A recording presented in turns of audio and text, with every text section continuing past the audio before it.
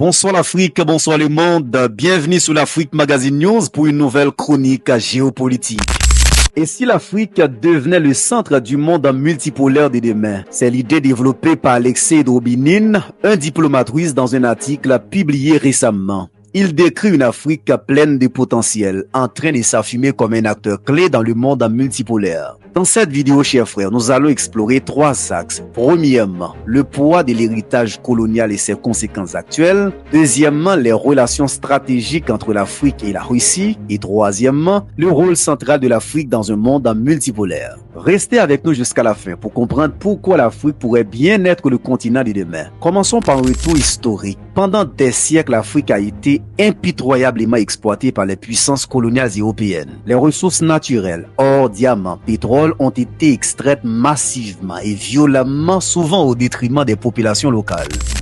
L'histoire qui nous lie à l'Occident commence lorsqu'ils mettent les pieds chez nous, au 19e siècle, au 18e, pour certains, à la recherche de l'or noir. À l'époque, l'or noir, ce n'était pas le pétrole, c'était nos aïeux. C'était cette main-d'œuvre qu'ils ont transformée en esclaves pour aller travailler chez eux et les enrichir. Cette histoire avec l'Occident continue avec des accords de protectorat, pas bien méchants d'ailleurs, à l'époque, qu'ils ont signés avec certains chefs africains en amont de la conférence de Berlin en 1884 et qu'ils ont ensuite violés, comme d'habitude, pour se lancer dans une colonisation qui, loin d'avoir été aussi paisible et positive qu'ils aiment bien le faire croire, a été dure, violente et sanglante.